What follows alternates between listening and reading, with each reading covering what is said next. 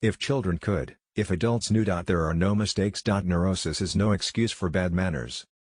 From error to error, one discovers the entire truth. He who knows how to wait need make no concessions. The ego is not master in its own house. Neurosis is the inability to tolerate ambiguity. Where it is, there shall ego be. Being entirely honest with oneself is a good exercise. How bold one gets when one is sure of being loved. We are what we are because we have been what we have been. Public self is a conditioned construct of the inner psychological self. A woman should soften but not weaken a man. My love is something valuable to me which I ought not to throw away without reflection. One day, in retrospect, the years of struggle will strike you as the most beautiful. Out of your vulnerabilities will come your strength. We are what we are because we have been what we have been, and what is needed for solving the problems of human life and motives is not more estimates but more knowledge. Love and work are the cornerstones of our humanness. Out of your vulnerabilities will come your strength. The challenge of leadership is to be strong, but not rude, be kind, but not weak, be bold, but not bully, be thoughtful, but not lazy, be humble, but not timid, be proud, but not arrogant, have humor, but without folly. Great decisions in the realm of thought and momentous discoveries and solutions of problems are only possible to an individual, working in solitude. No one who, like me, conjures up the most evil of those half-tamed demons that inhabit the human breast, and seeks to wrestle with them, can expect to come through the struggle unscathed. The unconscious of one human being can react upon that of another without passing through the conscious. Men are strong so long as they represent a strong idea, they become powerless when they oppose it. The more the fruits of knowledge become accessible to men, the more widespread is the decline of religious belief. When one does not have what one wants, one must want what one has. The more perfect a person is on the outside, the more demons they have on the inside. Life, as we find it, is too hard for us, it brings us too many pains, disappointments and impossible tasks. In order to bear it we cannot dispense with palliative measures. There are perhaps 3 such measures: powerful deflections, which cause us to make light of our misery, substitutive satisfactions, which diminish it, and intoxicating substances, which make us insensible to it. We may insist as often as we like that man's intellect is powerless in comparison to his instinctual life, and we may be right in this. Nevertheless, there is something peculiar about this weakness. The voice of the intellect is a soft one, but it will not rest until it has gained a hearing. Finally, after a countless succession of rebuffs, it succeeds. Neurotics complain of their illness, but they make the most of it, and when it comes to taking it away from them they will defend it like a lioness her young. One thing only do I know for certain, and that is that man's judgments of value follow directly his wishes for happiness, that, accordingly, they are an attempt to support his illusions with arguments. No neurotic harbors thoughts of suicide which are not murderous impulses against others redirected upon himself. No neurotic goes without saying that a civilization which leaves so large a number of its participants unsatisfied and drives them into revolt neither has nor deserves the prospect of a lasting existence. Instinctive love toward an object demands a mastery to obtain it, and if a person feels they can't control the object or feel threatened by it, they act negatively toward it. No, our science is no illusion. But an illusion it would be to suppose that what science cannot give us we can get elsewhere. A religion, even if it calls itself a religion of love, must be hard and unloving to those who do not belong to it. Human beings are funny. They long to be with the person they love but refuse to admit openly. Some are afraid to show even the slightest sign of affection because of fear. Fear that their feelings may not be recognized, or even worse, returned. But one thing about human beings puzzles me the most is their conscious effort to be connected with the object of their affection even if it kills them slowly within. A man should not strive to eliminate his complexes but to get into accord with them. They are legitimately what directs his conduct in the world. A transference neurosis corresponds to a conflict between ego and id, a narcissistic neurosis corresponds to that between ego and superego, and a psychosis to that between ego and outer world. A religion, even if it calls itself a religion of love, must be hard and unloving to those who do not belong to it. Most people do not really want freedom, because freedom involves responsibility, and most people are frightened of responsibility. It is a predisposition of human nature to consider an unpleasant idea untrue, and then it is easy to find arguments against it. Conservatism is too often a welcome excuse for lazy minds, loath to adapt themselves to fast-changing conditions. When making a decision of minor importance, I have always found it advantageous to consider all the pros and cons. In vital matters, however, such as the choice of a mate or a profession, The decision should come from the unconscious, from somewhere within ourselves. In the important decisions of personal life, we should be governed, I think, by the deep inner needs of our nature. The behavior of a human being in sexual matters is often a prototype for the whole of his other modes of reaction in life. He that has eyes to see and ears to hear may convince himself that no mortal can keep a secret. If his lips are silent, he chatters with his fingertips, betrayal oozes out of him at every pore. It would be very nice if there were a God who created the world and was a benevolent providence, and if there were a moral order in the universe and an afterlife, but it is a very striking fact that all this is exactly as we are bound to wish it to be. Religious doctrines are all illusions, they do not admit of proof, and no one can be compelled to consider them as true or to believe in them. Religion is comparable to a childhood neurosis, and he is optimistic enough to suppose that mankind will surmount this neurotic phase, just as so many children grow out of their similar neurosis. That feeling of oneness with the universe which is its ideational content sounds very like a first attempt at the consolations of religion, like another way taken by the ego of denying the dangers it sees threatening it in the external world. Religion is a system of wishful illusions together with a disavowal of reality, such as we find nowhere else but in a state of blissful hallucinatory confusion. Religion's 11th commandment is "Thou shalt not question." Where the questions of religion are concerned, people are guilty of every possible kind of insincerity and intellectual misdemeanor. Religion is an attempt to get control over the sensory world, in which we are placed, by means of the wish world, which we have developed inside us as a result of biological and psychological necessities. But it cannot achieve its end.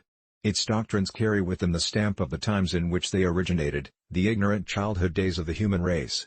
Its consolations deserve no trust. Experience teaches us that the world is not a nursery.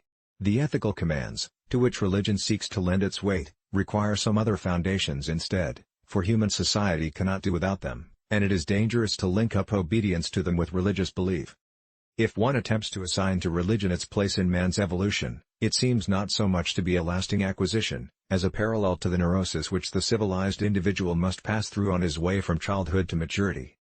Illusions commend themselves to us because they save us pain and allow us to enjoy pleasure instead. We must therefore accept it without complaint when they sometimes collide with a bit of reality against which they are dashed to pieces. The individual does actually carry on a double existence, one designed to serve his own purposes and another as a link in a chain, in which he serves against, or at any rate without, any volition of his own. Experience teaches that for most people there is a limit beyond which their constitution cannot comply with the demands of civilization. All who wish to reach a higher standard than their constitution will allow, fall victims to neurosis. It would have been better for them if they could have remained less perfect. Civilized society is perpetually menaced with disintegration through this primary hostility of men towards one another. Words have a magical power. They can bring either the greatest happiness or deepest despair. They can transfer knowledge from teacher to student. Words enable the orator to sway his audience and dictate its decisions. Words are capable of arousing the strongest emotions and prompting all men's actions. The ego refuses to be distressed by the provocations of reality, to let itself be compelled to suffer. It insists that it cannot be affected by the traumas of the external world. It shows, in fact, that such traumas are no more than occasions for it to gain pleasure. Humanity has in the course of time had to endure from the hands of science two great outrages upon its naive self-love.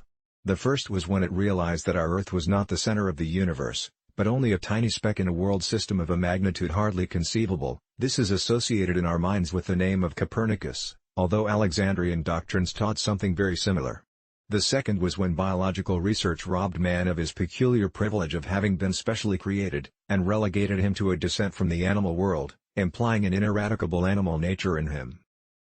This transvaluation has been accomplished in our own time upon the instigation of Charles Darwin, Wallace, and their predecessors, and not without the most violent opposition from their contemporaries. But man's craving for grandiosity is now suffering the third and most bitter blow from present-day psychological research, which is endeavoring to prove to the ego of each one of us that he is not even master in his own house, but that he must remain content with the veriest scraps of information about what is going on unconsciously in his own mind. We psychoanalysts were neither the first nor the only ones to propose to mankind that they should look inward, but it appears to be our lot to advocate it most insistently and to support it by empirical evidence which touches every man closely. What is common in all these dreams is obvious. They completely satisfy wishes excited during the day which remain unrealized. They are simply and undisguisedly realizations of wishes. It is impossible to escape the impression that people commonly use false standards of measurement, that they seek power, success and wealth for themselves and admire them in others, and that they underestimate what is of true value in life. Our possibilities of happiness are already restricted by our constitution. Unhappiness is much less difficult to experience. We are threatened with suffering from three directions: from our own body, which is doomed to decay and dissolution and which cannot even do without pain and anxiety as warning signals; from the external world, which may rage against us with overwhelming and merciless forces of destruction; and finally from our relations to other men.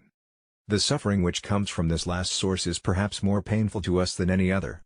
It is impossible to escape the impression that people commonly use false standards of measurement, that they seek power, success and wealth for themselves and admire them in others, and that they underestimate what is of true value in life. A love that does not discriminate seems to me to forfeit a part of its own value, by doing an injustice to its object, and secondly, not all men are worthy of love. What progress we are making! In the Middle Ages they would have burned me. Now they are content with burning my books.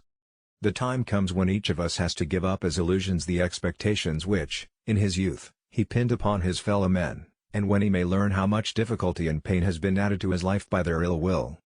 Our memory has no guarantees at all, and yet we bow more often than is objectively justified to the compulsion to believe what it says. I never want to belong to any club that would have someone like me as a member. It is impossible to overlook the extent to which civilization is built up upon a renunciation of instinct. In matters of sexuality we are at present, every one of us, ill or well, nothing but hypocrites. The liberty of the individual is no gift of civilization. It was greatest before there was any civilization. Religion is an illusion and it derives its strength from the fact that it falls in with our instinctual desires. America is the most grandiose experiment the world has seen, but, I am afraid, it is not going to be a success. In the depths of my heart I can't help being convinced that my dear fellow men, with a few exceptions, are worthless. You wanted to kill your father in order to be your father yourself. Now you are your father, but a dead father. Beauty has no obvious use, nor is there any clear cultural necessity for it. Yet civilization could not do without it. The virtuous man contents himself with dreaming that which the wicked man does in actual life. Unexpressed emotions will never die. They are buried alive and will come forth later in uglier ways. The great question that has never been answered, and which I have not yet been able to answer, despite my 30 years of research into the feminine soul, is what does a woman want? Poets are masters of us ordinary men, in knowledge of the mind, because they drink its streams which we have not yet made accessible to science. Where such men love they have no desire, and where they desire they cannot love. Dreams are the royal road to the unconscious. The dream is the liberation of the spirit from the pressure of external nature, a detachment of the soul from the fetters of matter. In mourning it is the world which has become poor and empty, in melancholia it is the ego itself. The mind is like an iceberg, it floats with 1/7 of its bulk above water. When a love relationship is at its height there is no room left for any interest in the environment. A pair of lovers are sufficient to themselves. The creative writer does the same as the child at play, he creates a world of fantasy which he takes very seriously. Whoever loves becomes humble. Those who love have, so to speak, pawned a part of their narcissism. Words and magic were in the beginning one and the same thing, and even today words retain much of their magical power. Thanks for watching. Like, share and comment, subscribe new.